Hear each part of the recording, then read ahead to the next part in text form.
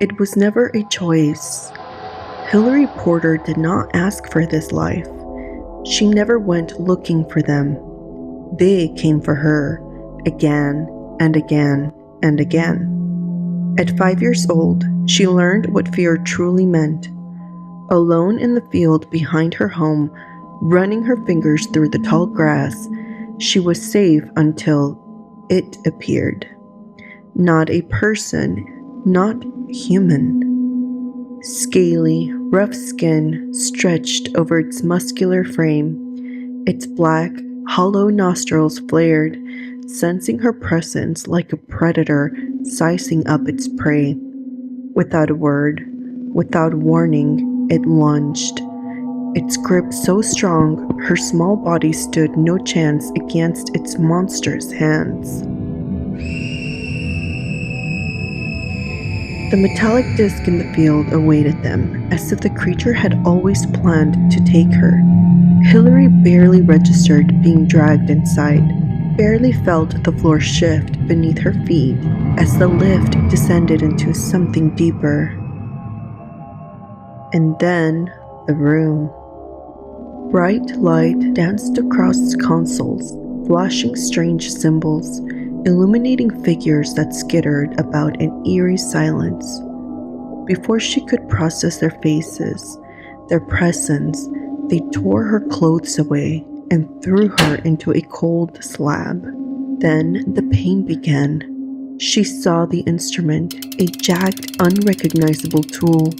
But before she could scream again, they dragged it slowly, deliberately, up her bare skin. That's where the memory ends, or rather, that's where they want it to end.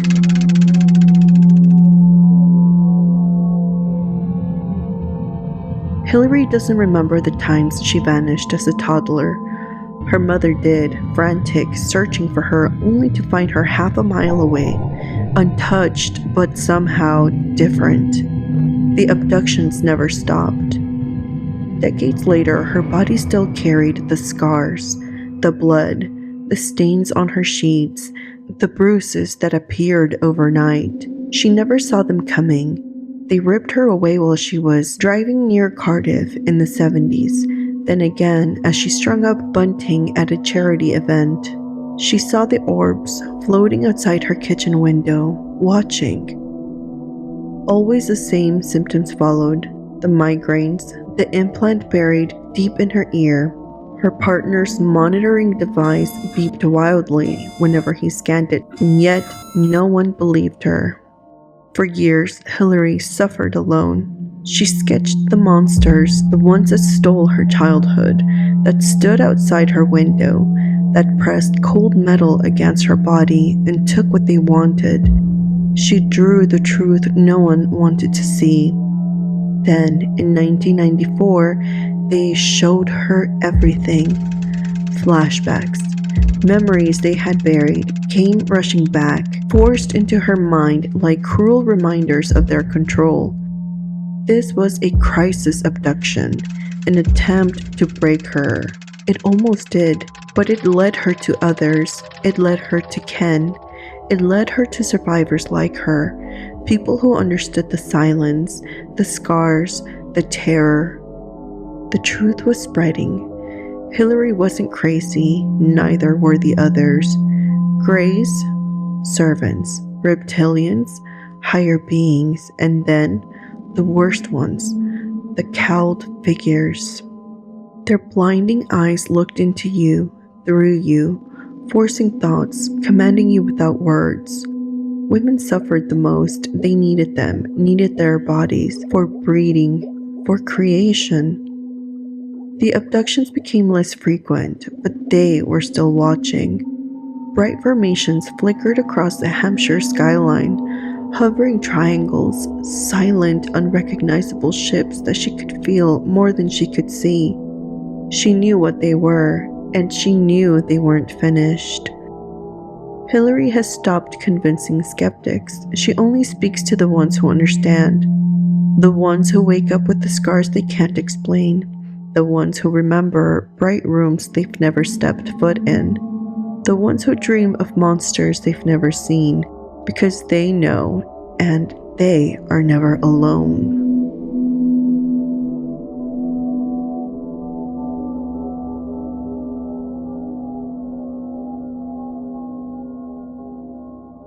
It began as just another night, the kind where the air buzzed with the laughter of the neighborhood kids playing their usual games of dark hide-and-seek. The streets, steeped into the quiet comfort of the early 90s, allowed us to roam as long as we kept within the bounds of our neighborhood. The games ended, the echoes of running footsteps faded.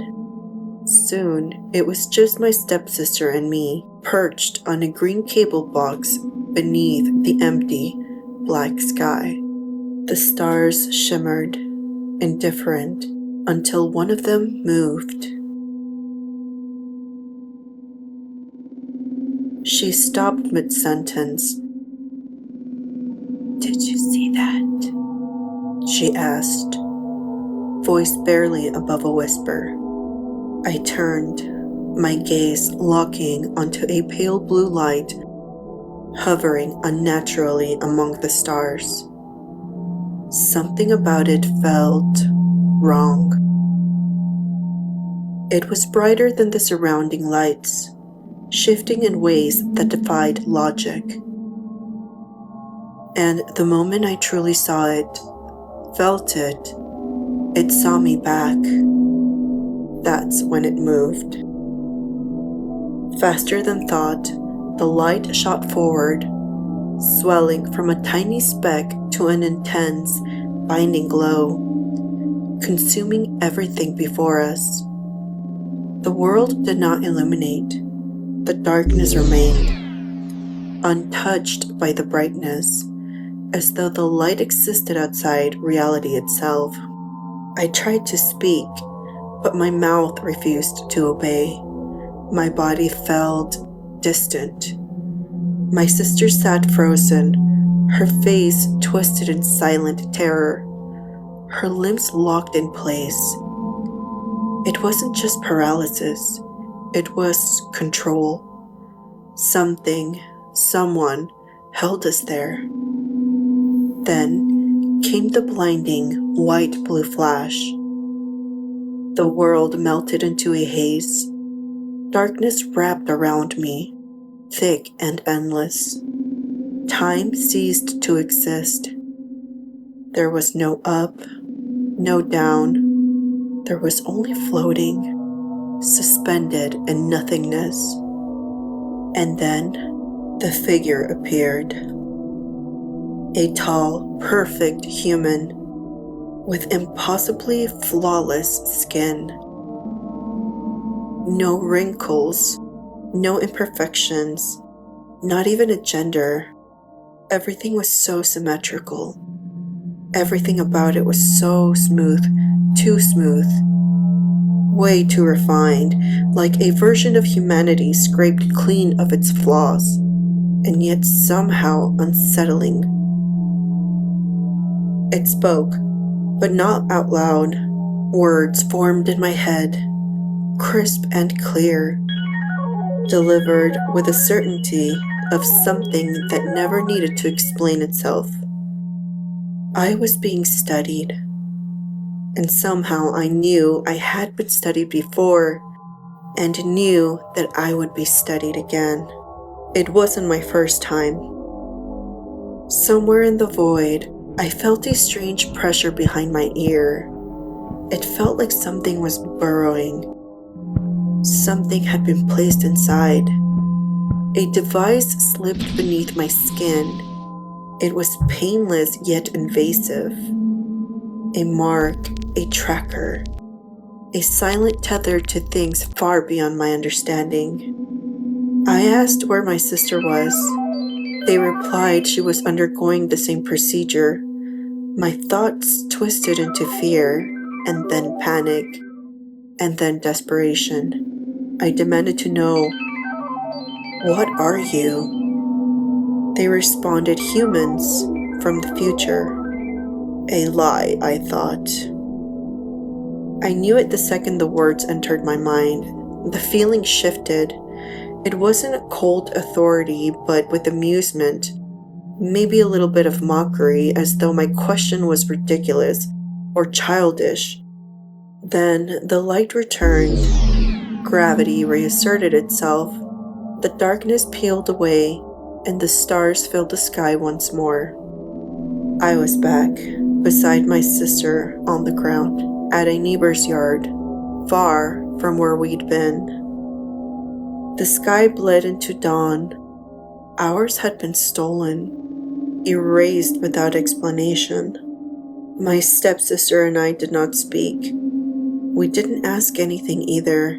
We just went inside because something deep in our bones screamed that asking what happened or acknowledging what had happened would be worse than forgetting. For years, my sister insisted we had simply seen a helicopter and fallen asleep. But I remember the light, I remember the voice, I remember the thing behind my ear. And when my wife noticed the strange scar at the base of my skull, the memories came flooding back, consuming me in a way they hadn't in decades. The mark is still there, and I cannot shake the feeling that somewhere out there, something is watching.